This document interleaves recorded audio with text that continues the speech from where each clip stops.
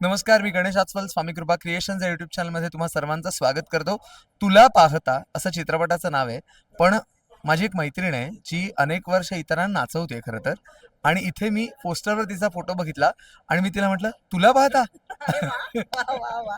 काय सांगशील या रोल बद्दल? वेगळी भूमिका म्हणजे वेगळी जबाबदारी आहे, कारण एरवी तर नृत्य दिग्दर्शिका म्हणून मी काम करते.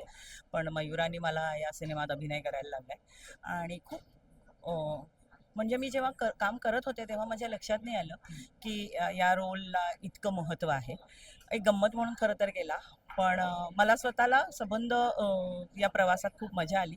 खूप वेगळ्या पद्धतीने स्वतःला आजमावता आलं आणि अनेक वर्षांपूर्वी मी अभिनय करत होते, पण गेली आता एक 28 वर्ष, तर 28-29 वर्ष मी फक्तच कोरिओग्राफी करते.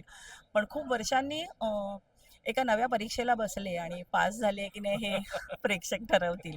पण खूप सुंदर अनुभव आहे आणि एक सुंदर चित्रपट आहे खरं तर हा. खूप म्हणजे तुझ्या माझ्यातला असा हा सिनेमा आहे. खूप काही असं आपण काही खूप काही शिकवण वगैरे नाही करत आहोत. पण या सिनेमात एक वेगळा अनुभव आपल्याला मिळतो जेव्हा आपण हा सिनेमा बघू. खूप तरल प्रेम आहे किंवा प्रेमात काय काय काय मिळतं आणि काय नाही मिळत, तरीही ते कसं आपल्याला जवळचं वाटतं, असा हा सुंदर सिनेमा आहे. बरोबर.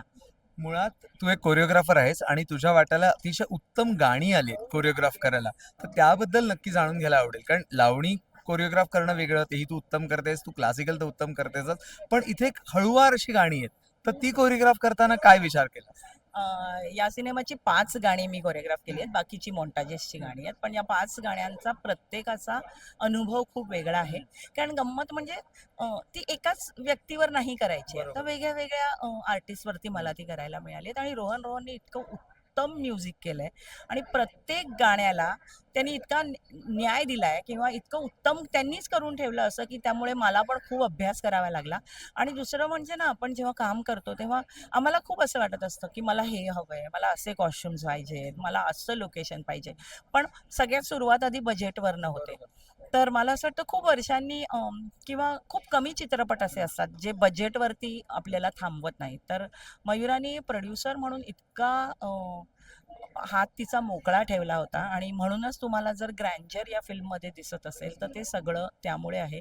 बजेटला कधीच कचकच केली नाही तिने. त्यामुळे मला ॲज अ कोरिओग्राफर ज्या वस्तू हव्या होत्या, सेटच्या म्हणा, म्हणजे आर्ट डिपार्टमेंटचं म्हणा, कॉस्ट्युमचं म्हणा, त्या सगळ्या मला पुरवल्या गेल्या आणि मग मला असं वाटलं, की माझी जबाबदारी खूप मोठी झाली त्यामुळे आणि वाढली, की मला चांगलंच काम करावं लागलं आणि ते चांगलंच दिसणार जेव्हा सगळ्याच गोष्टी चांगल्या असतात. कॅमेरामन चांगला आहे, स्टेडी कॅमवाला चांगला आहे, लोकेशन उत्तम आहे, कॉस्ट्युम्स यू नेम इट, आणि ते सगळं सुंदरच आहे. त्यामुळे परमेश्वरांनी माझ्याकडनं ते चांगलंच घडवून घेतलं असेल. स्वामींच्या कृपेने ही सगळी गाणी वेगळी आणि सुंदर आहेत. आपलं कोकण दिसतं आणि कोकण इतकं आधीच इतकं सुंदर आहे, तर त्यात ते अजून या कलाकारांच्या रंगीत कपड्यांनी आणि अशा अनेक गोष्टींनी ते इतकं सुंदर अजून दिसतंय. तर प्लीज मोठ्या पडद्यावर बघायची मजा आहे. तर तुला शुभेच्छा या दोन्ही भूमिकांसाठी, म्हणजे एक नृत्य दिग्दर्शिका म्हणून सुद्धा आणि अभिनेत्री म्हणून सुद्धा. आपण सांगूया की 10 जुलैपासून हा चित्रपट प्रदर्शित होतोय.